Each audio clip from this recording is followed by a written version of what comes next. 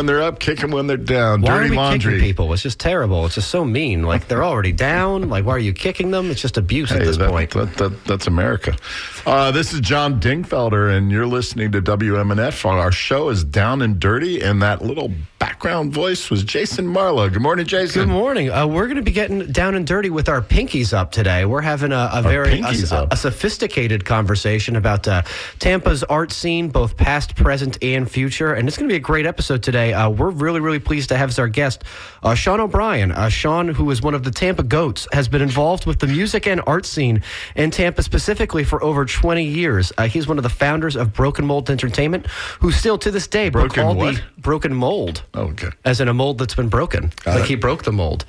They are still the bookers of all the Lightning pregame and playoff concerts, which I experienced yesterday. Go Bolts. He also does Rock the Park at over 100 concerts in Tampa yearly. He's one of the founders of Gasparilla Music Festival, Cass Street Deli, and most recently Screen Door Micro Cinema. He now finds himself on the board of Tempest Project and responsible for helping oversee all of the events at the Crest Contemporary, a wonderful art space down in Ybor. Sean, welcome you're a to busy the show, guy. Sean O'Brien. Hi, how's it going, guys? I'm less busy than I think I am. With all that, gave me a little heart palpitation. You're doing a lot. You should probably start to reduce your stress levels. Yeah. So, one of the reasons why we're so happy to have you on, Sean, obviously folks down in Miami are skiing for Art Basel right now. Yes. And wanted to talk sort of literally about, Tampa's art scene. What are we doing? Let's start with sort of the first question, which, we discussed previously. So, we are Florida's second city. We're not Miami, and I'm glad we're not Miami, but how can our city attract the likes of something like an Art Basel? We have Gasparilla Arts Festival, which is wonderful, but how can we become more of an art scene, both nationally and internationally? Well, first off, I don't think we need to be like Art Basel. Like, they have Art Basel, that's a thing. It's very close to us. It's I know it's 4 hours away, but still, as far as like trying to replicate something that's in our state, I think we just need to be more individual. I think we need to embrace what we are and what we have in our city more. Miami's going to be Miami, and they already have a big international, a lot of tourism and stuff internationally, and that the Art Basel really appeals to that and all. And I think it's something where we have the base and the ground for a lot of stuff with Ybor, especially in the history in Ybor. It's just I think we should embrace us more than we worry about what someone else is doing. So to sort of segue off this, and we were talking about this before the show, why is it that, Tampa sort of feels like, at least in terms of the arts, that we're kind of lagging behind our little brother to the west, St. Pete? I mean, I think people have a perception of St. Pete as having a more thriving art scene. You walk down Central Avenue, it's art gallery after art gallery. And St. Pete, I think, to their credit, seems to be really utilizing public art and public spaces in a way that maybe the city of Tampa is failing to do so. Is that perception wrong?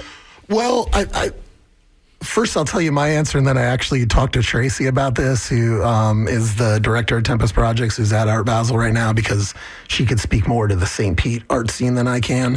But as far as being, I think they experience the same problems we do, just maybe it takes a little longer. Like, for instance, you mentioned Central, and a long time ago, over a decade ago now, we did a festival for 3 years called Anti-Warp that was on Central, and it was because the 600 Bach was getting really popular. There were more cool little clubs, cool little art boutique stuff there, and everybody was really into it.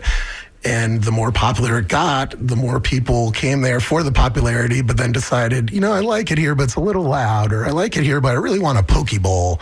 And it turned into a thing where the thing they liked, they didn't like as much as they thought they did, and they just turned it into where they moved. And that's kind of like what happened to Seminole Heights here, and it's even happening now in the Warehouse District. Like, if you look at the former fairgrounds, which is Florida-Rama now, and that whole area, they're now space people thought was going to be for art is now going to be like a bar and restaurant and a pickleball court. And that goes back to Ybor, 30, 40 years ago. With Paul Wilburn and that whole crowd, what do they call it, the Guavaween? And the writers, the whole Writers Ball. Yeah, the Writers Ball, Yeah, and all of that. And it was pretty successful.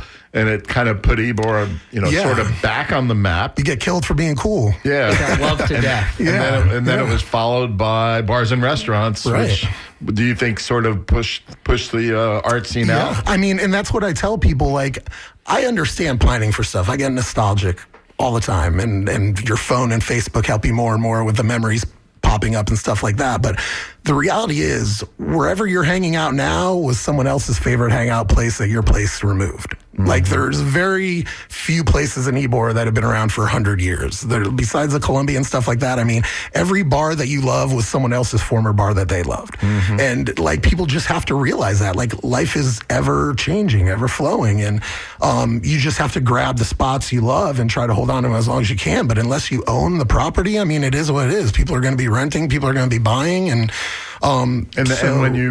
when you start having that success, then the rents go up, and then the artists leave. Right. And then they move to Like the next roaches, place isn't it? until, I call it that. But yeah, and then they go find the other cool place that eventually gets invaded by the next people. So you Like, guys are trying to make a cool place in Ybor, this Crest project. Crest Contemporary, Tell yeah. us a little bit more about that. So the Crest Contemporary, and that's one of the things, like, I know a lot of people have their issues with Daryl Shaw, but I will say that he has tried to toe the line between changing a few things for what some would call the better, but also trying to keep some things alive and keep some people in there that are in fear of, like, being removed. Like, the Crest Contemporary, when he first got it, he walked Tracy and I around, and he's like, listen, I don't mind not cashing in big time on this second floor. You guys get people in here that can make this special and make an impact and stuff like that. 7th Avenue, And where it's on 7th Avenue and 17th. It's kind of, there used to be an open air hookah bar, but it was the old, like, what was it? It was a government building. It was not Homeland Security, Customs. It was the old Customs building. It was a Crest. I do remember the open air hookah bar. Yeah, now it's about to be kinda cool. Oyster Bar. But we're right there on almost right off the corner of 17th and 7th. And so we have tons. And then, it's the second floor got so much good press and started working out. He allowed us to put some more people in the third floor. And we have, like, Fringe Fest and 10 to 15 art galleries, Dave Decker's photo studio. Like, there's just tons of really cool stuff in there. And all these people would normally not be able to have a place in Ybor. Like, he has made the rent low enough to keep it alive. So. Yeah, I mean, I'm glad that we mentioned Daryl, because that was something that I definitely did want to get to. I mean, obviously, there some people might have mixed feelings about him, but I mean, ultimately, the city and Ybor are lucky to have him or anybody who's willing to deeply patronize, the arts. How important can you tell, I guess, our listeners, is somebody like Daryl and his ilk to allowing the art scene in Ybor and in Tampa to continue to survive because of their patronage? Well, it's really important because, like, for instance, and, I don't want to take shots, but this is the Down and Dirty show. So my thing is this, like, Vinnick has done a lot of help for people, but like Water Street, normal people can't go to Water Street. Like, and if they do, it's for a super special occasion once every couple months. Whenever Casper buys anything, it turns into a country club or something very elite. Like, Daryl Shaw has come in, and he, like I said, he has done a good job of towing the line of showing some care for the normal people, and also obviously trying to improve on some things or cater to other people as well. But, like, the dog park that's free, the what he's done with Crest. I mean, he donated money to Crest Contemporary so Tempest could go out to Art Basel and showcase a bunch of local Tampa artists. We 100% would not be able to have any of those artists in Miami for Basel if he didn't help, So no one's perfect, and everybody, it's a business. It's like people have to pay the bills, but he has definitely shown a concern and a care that a lot of the other richer Tampa people haven't, I would say. And that's cool. Going back to Jason's question, is the St. Pete art scene further than Tampa right now? And if so, why? I don't know if it's further. I just think it's different. I feel like I'm actually going to say what Tracy said because she would speak to it more than me, and because I sent her a message and I'm like, what do you have to say about Tampa and St. Pete? Because and she said she feels we're always competitive across the bay. I know it is. It is. It's everybody says, "Oh, kumbaya, hold hands across it's the a bay." big brother, little brother kind of thing. It really is. Yeah, no, there is. Yeah, there's definitely competition. Like, even like I said, when we used to do that festival successful in St. Pete. Like, we had to fight to get people to go over the bridge from Tampa. And we're like, come on, it's not like, that bridge sometimes could be 100 miles long to people. Like this, and sometimes it is with traffic. But yeah, she said Tampa's not less successful than St. Pete. Tampa's different than St. Pete. Tampa has one of the world's most renowned and Collier graphic studios known all over the world. Tampa is an academic existence that's very different from St. Pete's scene, but they're both equally valid. One is easier to understand than the other. She says, it's not like we don't have our struggles and a lot of growing to do, but the main issue is a collector base and philanthropy. People need to buy local art or buy local curated art. We don't need to go too far outside our community. Cool. So, and it is one of those things. It's like, we're just kind of different. We're different even though we're so close. And like, they definitely some people think they're a little funkier and cooler, but like I said, they're going through those same problems with their Warehouse Arts District, and they went through the same problems on 7th where, some of that erodes over time because money. So, does the art scene get assistance from the government? I mean, I know not as much anymore. Well, and we need to talk about that. We will very much talk about that. This is down and dirty. Our good friend, now gone, Art Keeble, used to run rest in peace, man. Hillsborough County Arts Council, and I don't know, I'm sure the Arts Council still exists and is run by somebody else, but do they have money to give out? And then I heard that the state money has been cut significantly. Well, yeah, when DeSantis made a lot of his cuts and specifically cited Tampa Fringe as one of the reasons, because one of their shows was highly offensive and sexual to him, even though it was late at night and it's not like kids were watching it. But I know Tempest personally lost over $20,000 that we would usually get in the year that we had to make up through various fundraisers. And the late Art Keeple was a big sponsor of Community Stepping Stones, a wonderful after-school program that helps kids in Sulphur Springs. They had a $13,000 cut. Yeah. That was state money? Yeah. Thank you, Ron DeSantis. Right. And that's the thing, is not having, first having him in charge and then not having the people in charge that are down to fight as hard, because we're getting more and more Republicans in charge in a lot of positions and stuff, and appointed in positions. But yeah, it's one of those things. It's a big hit, to places like, the Tampa Museum and Tampa Theater and Straz. They have a very good board and donorship program where, if they get a hit, it'll hurt a little, but let's just ask this guy and he'll help us out. But for smaller nonprofits, art nonprofits like Tempest and stuff like that, $20 grand is devastating, that's one less person we get to bring in town to showcase, or one less, project we get to sponsor. And, it's one of those things where for the smaller places really need everything they can get. And that's a dent. Well, Jason, do the little recap. Tell who we're talking to and how folks can participate. So real quick, we are here with Sean O'Brien from Broken Mold Entertainment and working with the Crest Contemporary out of Ybor. And if you wanted to call in and join this conversation about the arts, 813-239-9663 is the number. Please feel free to jump in. I want to piggyback on something you guys were sort of teasing about a little bit earlier when you were talking about the changes over the last 20, 30 years. So when you think of the restaurants, the spaces, and the venues that have sort of typified the art scene of Tampa the last 30 years, what are the places that come to mind? What are the legacies of these places locally and beyond? And then sort of to flip that, who do you see as the pioneers today, the restaurant spaces and venues that you think people will be reflecting on 30 years from now? Well, when I think of back in the day, when I first moved here, Ovo Cafe and stuff like that in Ybor were just so cool and seemed like the hub of all the coolest stuff, all the artists, everything on the walls. It just seemed Ella's obviously in Seminole Heights is I will forever be brokenhearted about that going away. And I don't think anyone supported the local art and supported their neighborhood more than Ella's in the history of Tampa. I can't think of any establishment that took care of their neighborhood like they did. They're going to be greatly missed. There was a deli and down in Cass Street that was really cool. No, I'm kidding. It was very, very good. But even that, my deli, I had 3 murals. I had Basque, Jujmo, and Conrad Gardner do murals and stuff and do stuff there.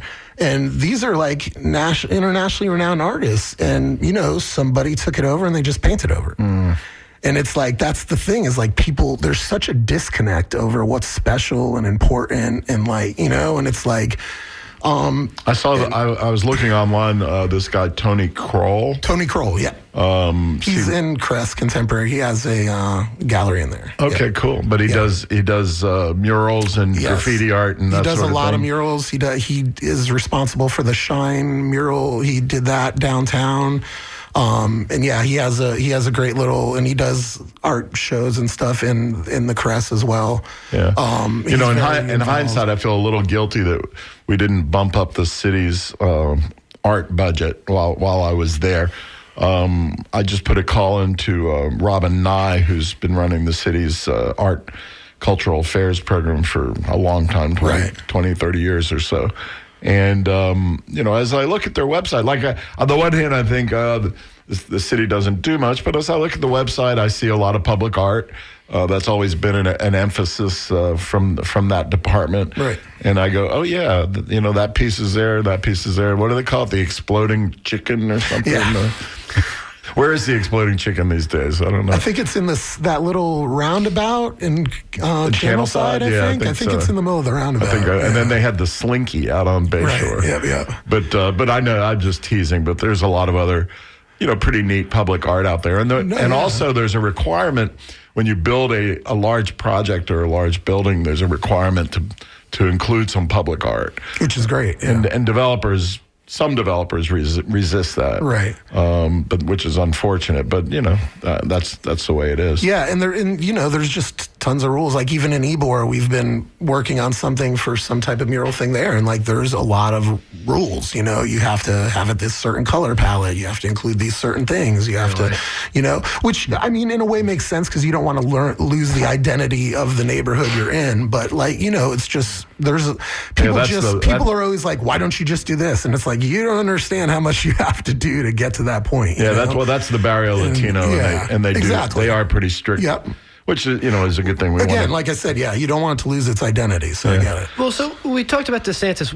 Let's take that down a little bit to a local level. We were talking about this a little bit before the show. I mean, like one of the things that I love about my experience of New Orleans, which I think Ybor in so many ways reminds people of, is the buskers and the live music scene there.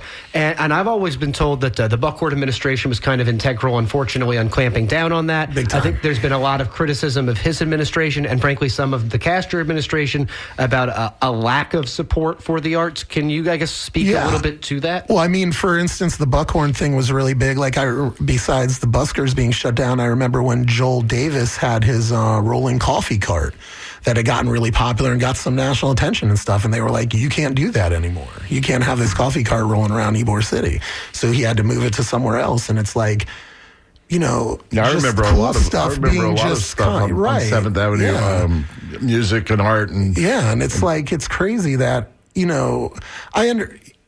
we should be smart enough to be able to delineate between this guy's doing something special and this guy's just begging and causing problems. Like we shouldn't have to be like straight up, okay, no one. Like, it just becomes like, are we not adults? Can we not just figure out what isn't right and what is? Sometimes lawyers get in the way because then you get the First Amendment and what is art and what is a piece of schlock. No dancing of any kind in this town. Hey, listen, we have an esteemed guest or a person calling in. The Honorable. Yes, hold on. Let's see. I'm excited now with Honorable. Who's it going to be? Good morning. Let's see. Did I get her? Yeah, she's Are you there? Can you hear me? Yes. I can hear you. Good morning, Linda Salcena, former Tampa City Councilwoman. I want to say for at least 16 years. 20. Good for you. Yeah.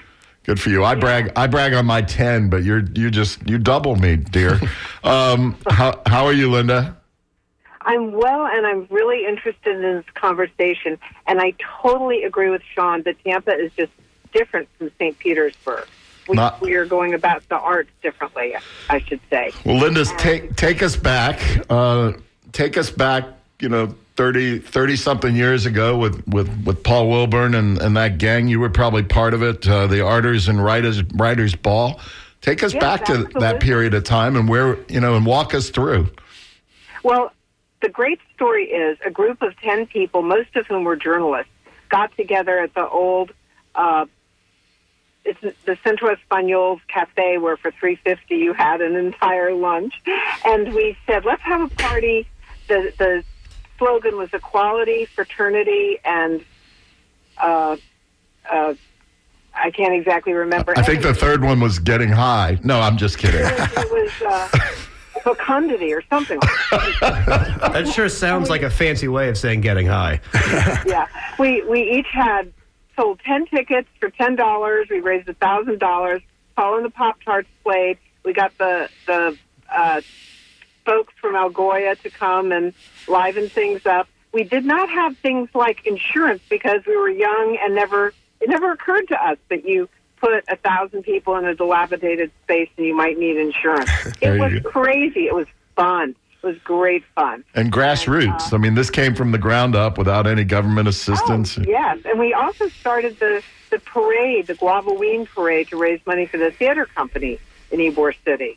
Things were very grassroots and very cheap to do. And that was the first wave of artists living in Ybor because, again, the rents were super cheap. You could live above the Rialto, or not Rialto, but whatever the theater was there. And it had a great sense of edge.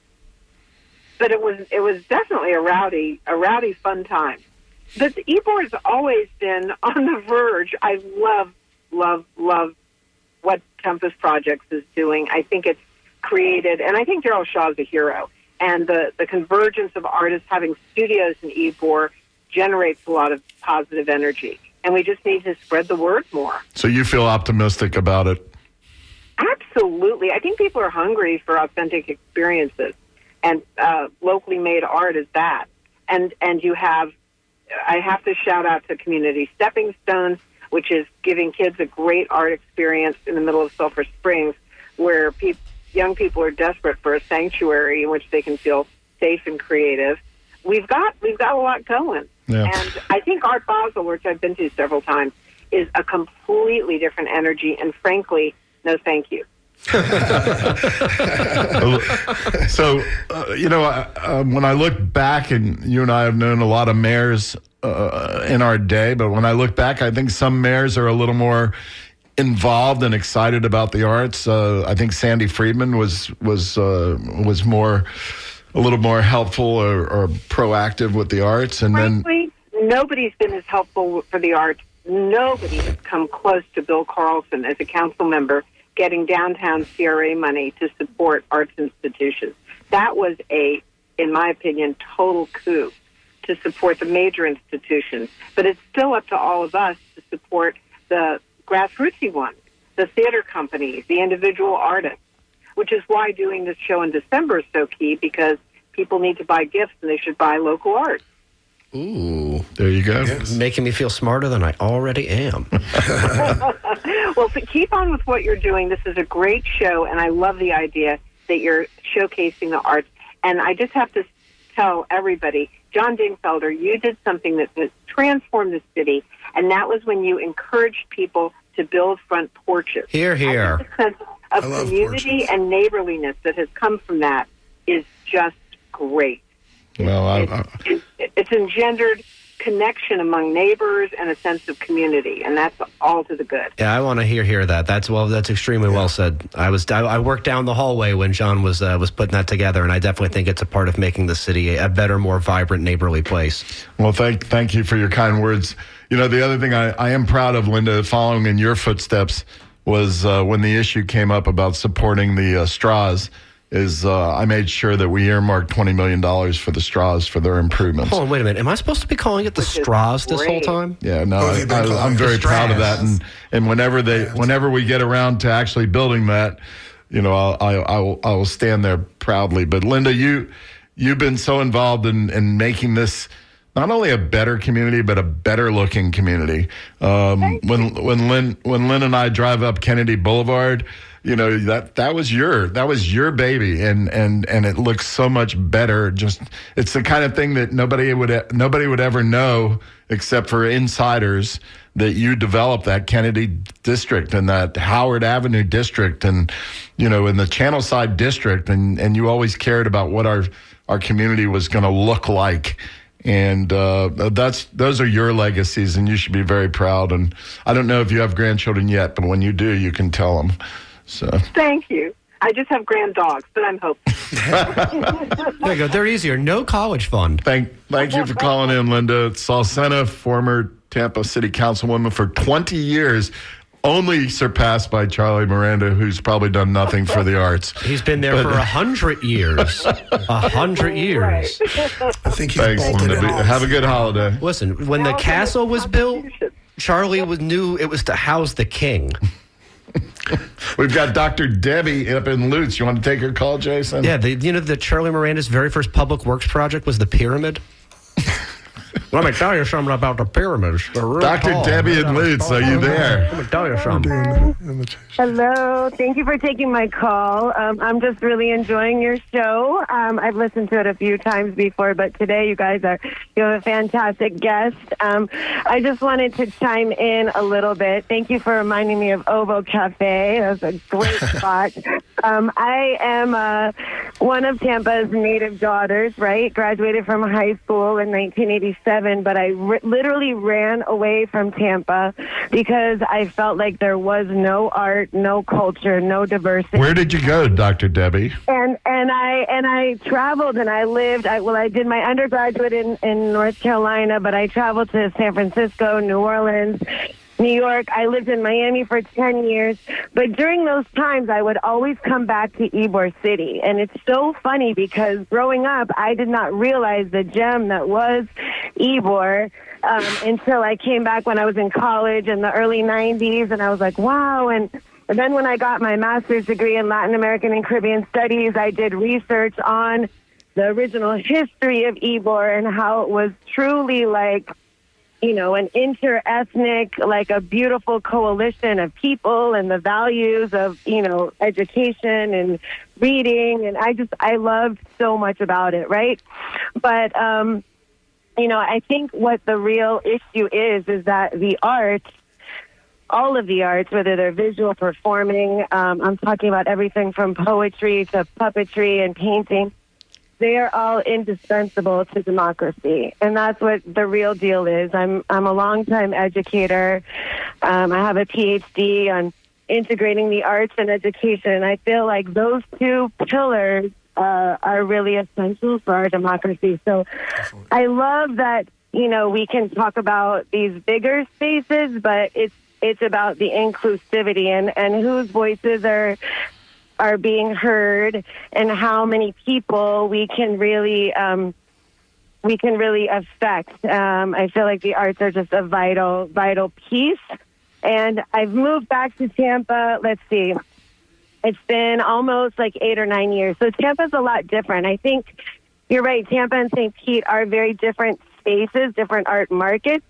But for me, I feel like the predominance of sports culture in Tampa kind of competes with the arts culture. So finding ways to build a bridge there and to do more art in sports places, it's like I feel like we have always had kind of a very strong sports culture and mall culture. Hey, Debbie, I have a question for you professionally. Yeah. I mean, what does the research show in terms of art and children and learning and gosh. Yeah.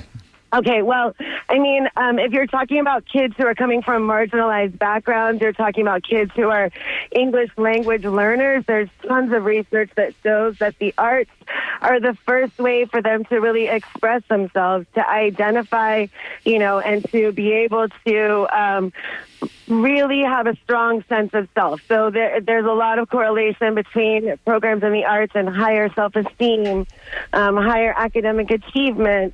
I work with kids in the court system who've been traumatized, and the judge very quickly authorizes art therapy, which I guess is exactly what you're talking about. Is that through Prodigy? Is that through the Prodigy program? I'm not sure, but I just know that when I'm in court, the judge says, I think this child could use some art therapy in the art state. Therapy, dance therapy, music therapy. I feel like all of those Ron DeSantis needs some retail therapy. Replace those boots. Right? Exactly. Listen, Dr. Debbie, we appreciate your input. We appreciate you listening. And I will say, too, that, the issue with the art scene is, I lived in Miami from 2003 to 2008. And I went to, I think, maybe the second Art Basel. There were like 100 people. It was at the end of an alleyway. I've been around with a lot of the kind of like in Wynwood before there was a Wynwood, like the Cornerstone Theater, like a lot of poetry, open mic spots, and Little Haiti, Churchill's Underground Theater. Like I've seen a lot of kind of grassroots art stuff happen, and I think that it's about like letting all of the youth in this community know that there are these programs, that there are these outlets, and fostering kind of like more of an awareness of what is here in Tampa, because, when it gets big, when it gets like the Perez Art Museum, some of the other big venues, it takes someone really conscientious to realize, okay, let's do a free family weekend here to make this open. Right. I wonder if we need to get the school board more involved. Debbie, we got to run, but thanks for listening. Thanks for calling. You guys are the greatest. Thank you. Thank you for having Sean on. And yes, peace and blessings to you guys. Thank you. Take care. It made me think as she was talking about Dr. Sarah McNamara. And Sean, tell us a little bit about her and how she ties history into art, into Ybor, into the whole thing. Her book was amazing, and she wrote a book about women in Ybor when Ybor was first getting settled and just generations and everything. We actually had we had a talk about it and everything in women Tempest. who were protesting 100 years ago, which is pretty cool. Yeah, I mean the stand they took and everything, and there's a beautiful mural that Michelle Sawyer did in conjunction with it that is in Ybor now. That's kind of right by the old Ybor, or still Ybor Development Corporation office. It's stuff like that. And that's the thing is like when she could write a book about Ybor and then go to a venue in Ybor and have a big discussion about it. And then there's also a beautiful mural in Ybor to be able to like tie all those different art areas together and to like culture really connect and history. Yeah, everything. The whole is nine like yards. just, it doesn't get much better than that. And I hope that carries on to children, that children, learn about that sort and of the thing. story she tells, like, young girls, like, getting to read that story, and, they have way more opportunity now than those women had then, and now that, now they could be like, listen, we don't need to I'll say, I think about my own education experience. I mean, the value of those field trips as a kid to the art museums. I mean, like, it's so... Yeah, Tampa Theater, horizon, even, stuff like absolutely. that. It's horizon broadening. It's inspiring. It's showing you that there's so much more to your world. If you're a sheltered kid growing up in the suburbs of Brandon, or a kid who's, impoverished in Sulphur Springs, or even now with kids who just stare at a screen all the time to experience like life and real art and tactile and like something that was made by hand as opposed to something you're literally just staring at. Even worse than before, like... Well, Jason, your educational experience was slightly tainted by FSU, but we won't go there. We've got Wendy from St. Petersburg. Jason, what do you think? Wendy, you are on the air. Hey, good morning. Good morning, Wendy. For the show. I just recently, a couple months ago, took a little boat tour from the Warehouse Arts District, and just there's so much to explore over there, just across the bridge. I wanted to... Also, just the previous caller, Dr. Debbie, just talking about, arts and free expression and just supporting, the arts. I did want to mention that there's something really serious happening in just 2 weeks in Tampa at the federal courthouse. And that's Amalia Shatella is going to be at a hearing, a sentencing hearing, December 16th. They plan to... imprison him, really, because the charges are bogus. What are the charges? The Uhuru case? In September, there was the trial, the Uhuru 3. There's also 2 others in the organization. Were found not guilty in the same Tampa courthouse of acting as Russian agents. But they were found guilty, and this is a whole other story around how the jury was misled. They were found guilty of conspiring to act as Russian agents. It doesn't even make any sense. there's an appeal process. But in the meantime, Amalia Chattel, who's 83 years old, from St. Pete, active veteran of SNCC, the Student Nonviolent Coordinating Committee, and the Civil Rights Movement, facing 5 years in prison. So we just want to let your listeners know, and maybe you can have them on the show. Well, they can probably, we'll have a different show on that, but they can probably write letters to the judge or to the prosecutors just to ask for some sort of clemency or leniency. Appreciate the call. But anyway, thanks for the call, and thanks for plugging in. Hey, I did have a question for you. She's gone. Forgive me. I wanted to circle back to Sean on some of the stuff that we were talking about. We were talking about the restaurants 30 years ago. I wanted to mention a restaurant because you also asked me about the future. Precisely. So I wanted to circle back to. Yeah, So Suzanne Crouch, who was the head chef of Ella's, and then I was lucky enough, she was my chef at Castry. She's opening up something in the old Stone Soup building, and it's called Lara, which is she's Suzanne Lara now. I shouldn't say that's her new last name. She recently got married.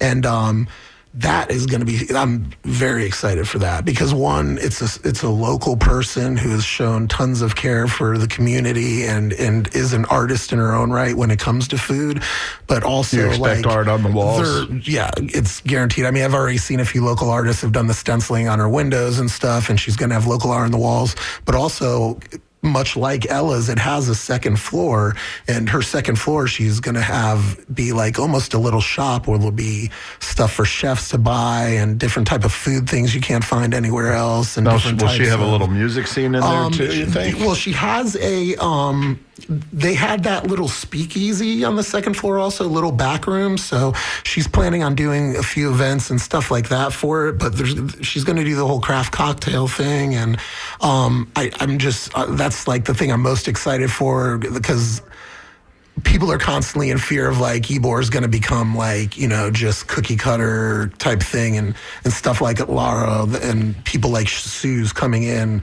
To me, confirms that we're staying the course, and that's what I tell people. It's like, there was a Buffalo Wild Wings, it didn't work. There was a Subway, it didn't work. There was a Victoria's Secret, it didn't work. And Urban Outfitters, the list is endless of chains that have come into Ybor and failed because they're not real. They're not wanted because despite Ybor being a place where like you've got people coming in town from Gibsonton and Riverview and Brandon and stuff like that, the majority of Ybor is always sustained by Ybor, the locals, the people who work in it and everything like that. And those people support other locals. So I just don't have that fear of Ybor. I know it's not going to be the same, but like I said, nothing is the same anywhere in the world. So speaking of the future,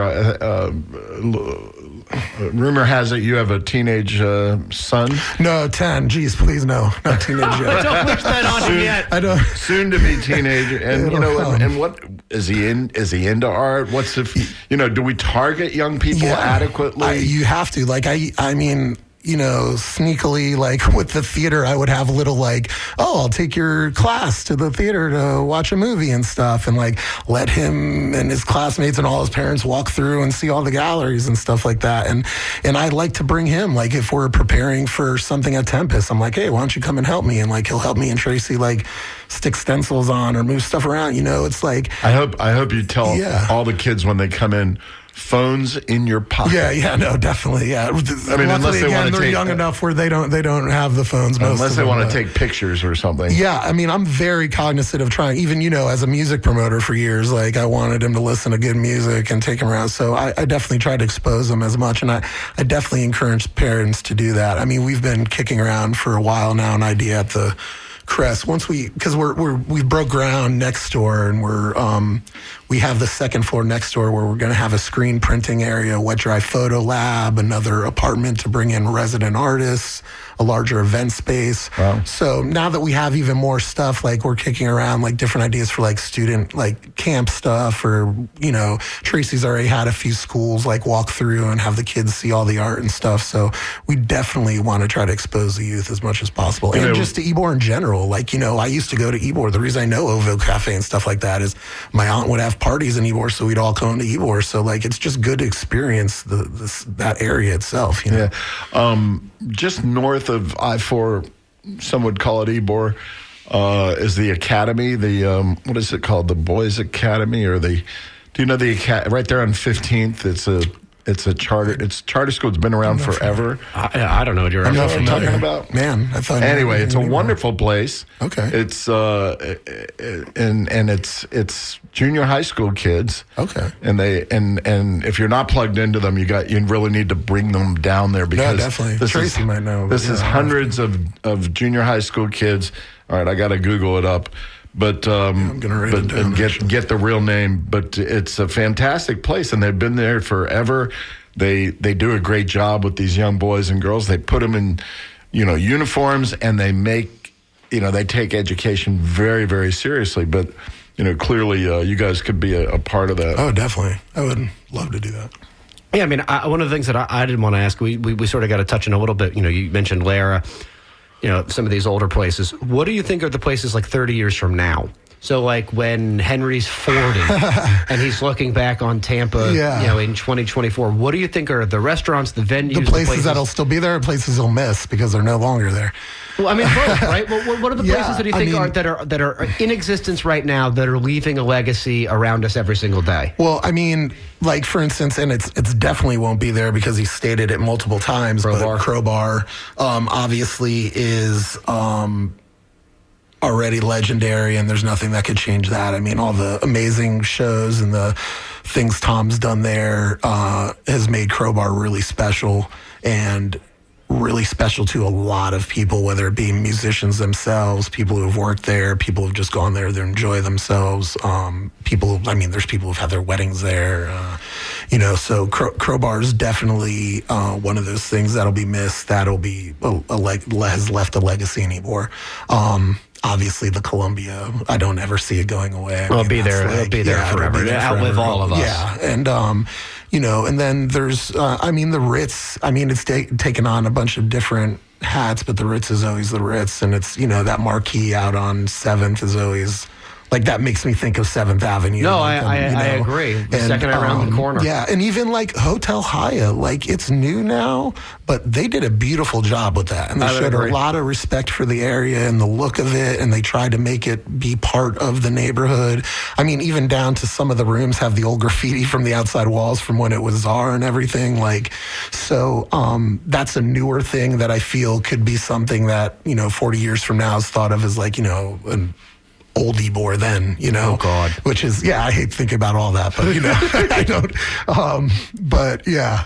So the school I was trying to come up with is called Academy Prep. Academy Prep. Center of Tampa. And it's been around for 20, 25 years. Jeez, where have I been? Like I say, they do a great job with these kids, and they need to hook in and plug into you guys, because I'm sure that no, definitely, I would love to take that. Yeah, they probably have their own arts program, but I mean, just to get out into the community and participate that way as well. But it's when I look at it, it looks like it's about 95% minority kids.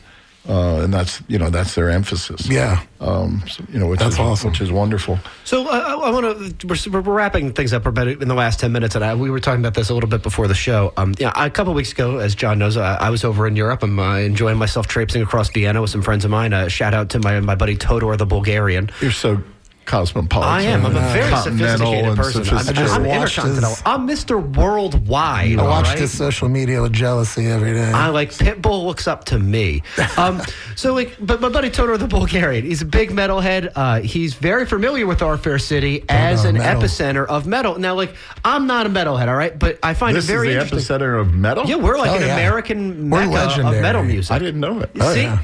Oh my God! That's because my radio's set to some James Taylor channel. In the 80s, if you mentioned Tampa, someone either talked to you about metal or strip clubs. There was pretty much nothing else to discuss. I just find it interesting that metal music and skateboarding, two things that are big counterculture that Tampa, I think a lot of people don't really know that Tampa's on the map and for these things. And skateboarding relates to graffiti.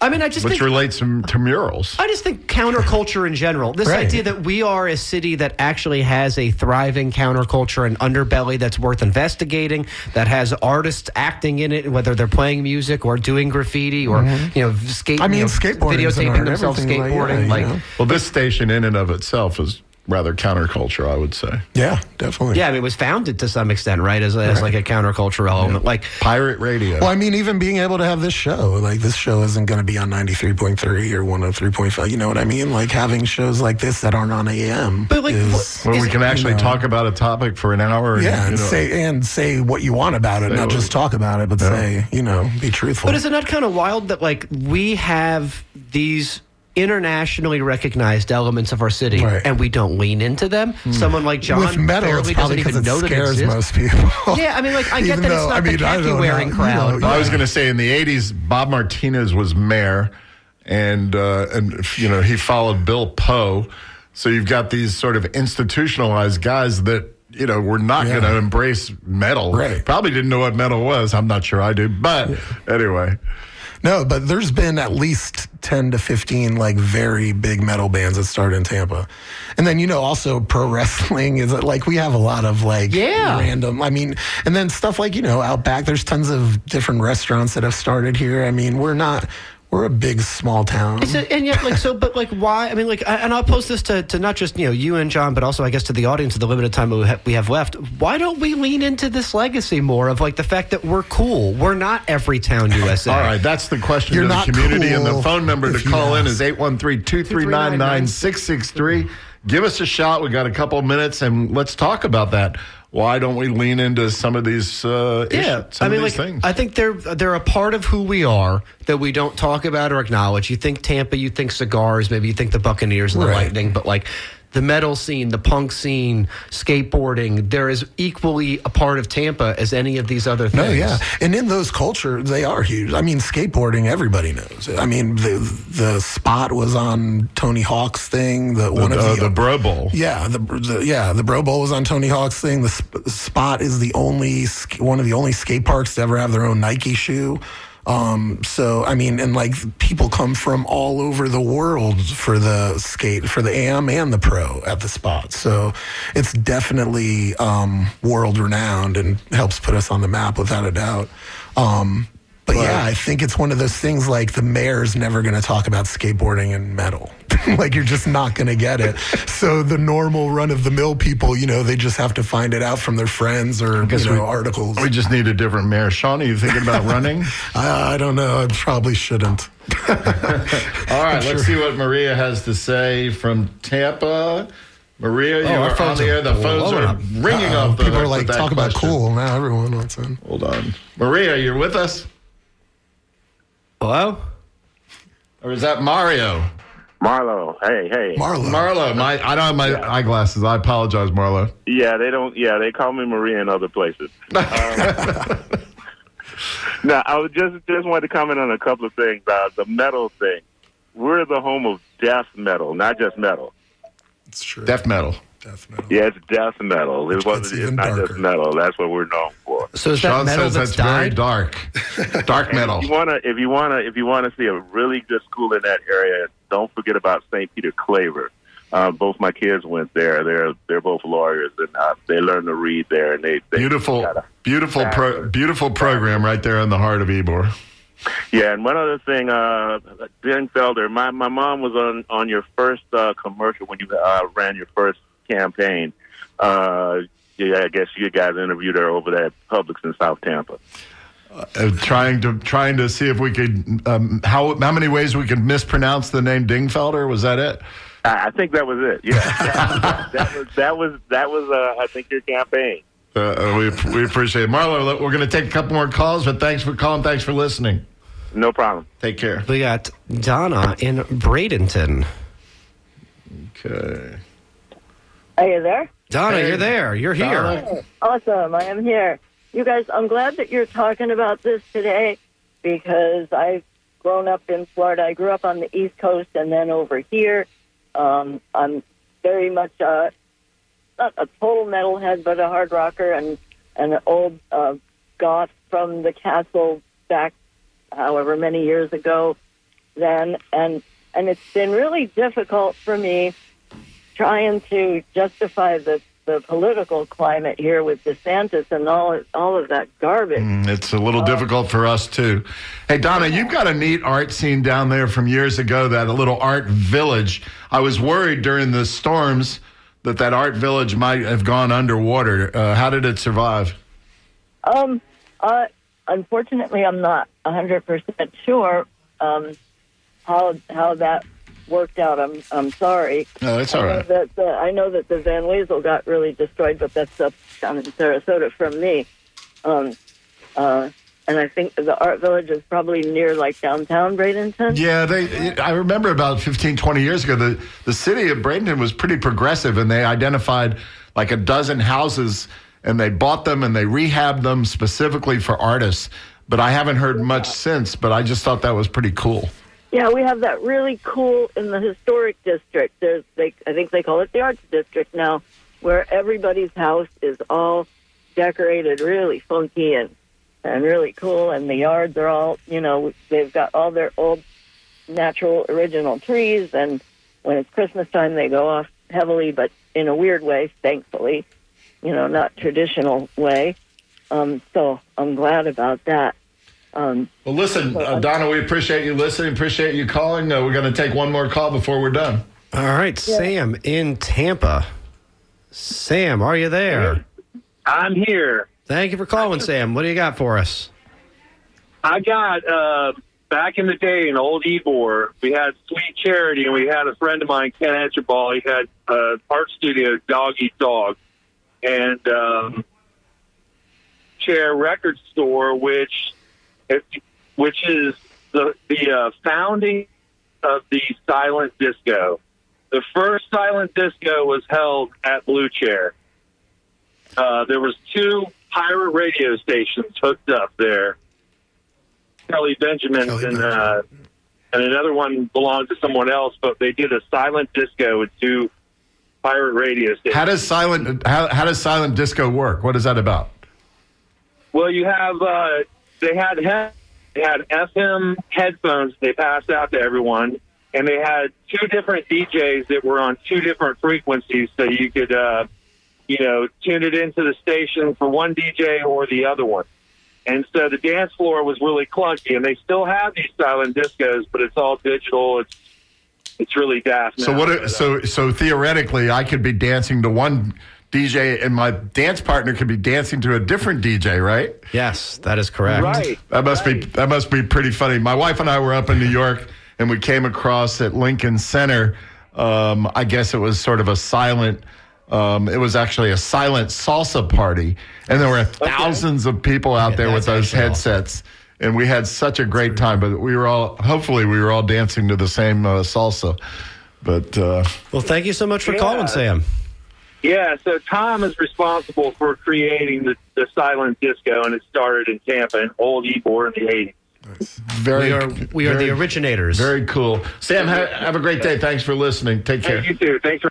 So with our last minute, Sean, anything you want to plug? Yeah, what's on the horizon? Holiday stuff. Real quick, I'd like to give a shout out to the people that are at Art Basel at Tempest. Besides Tempest Projects, Gratis is there, Honey Gallery is there. That's run by Efren and Sandra, who have We Vegan Eats, and OXH Gallery and Ybor Art Factory are all there representing Tampa right now. Do they have a single booth? Yeah, it's a event in Miami Ink, and they're there. They have their own room, actually. It's a little gallery that's set up. Very cool. And then talking about how to support arts, on December 12th, Thursday, December 12th, starting at 6, we're going to have our second in a lecture series at the Crest, and it's going to be Go Ahead and Buy Some Art, and Gianna Gobioff is going to be telling people how to buy art and where to go, how to do it, and all that. And her foundation has been very helpful. Oh my God, to art. so helpful to Tempest and tons of people. Gobioff Foundation. Her and Neil have been super supportive of everything in Tampa. So art-wise. Awesome. This was a Jason, great episode. Great show. Sean, we appreciate you coming. Oh, thanks so much for having me, guys. I appreciate it. We'll definitely have you back, and we need to our returning champion. We need to support the arts. Thank you. I mean, listen, I think it's so important, as the Honorable Linda Salcena mentioned, if you have the opportunity, if you have the luxury of being able to support local artists, please, this holiday season, get out there and do it. Not everyone has Daryl Shaw money to support the arts. Even if it's a sticker, $5 postcard, something. And listen, if you show up at an event, you're supporting supporting the arts. Exactly. I also want to apologize to our listeners because last week I did not mention that we wanted to have Joshua Wolstel on, but we ran out of time. But today we actually did want to have Joshua Wolstel on. We ran out of time, so we're very sorry, Joshua have a Wolstel. Joshua Wolstel We did not have fetish. time for you. This is John We will Dingfelder. never You're have listening to time. WMNF 88.5. You guys take care. Thanks so much.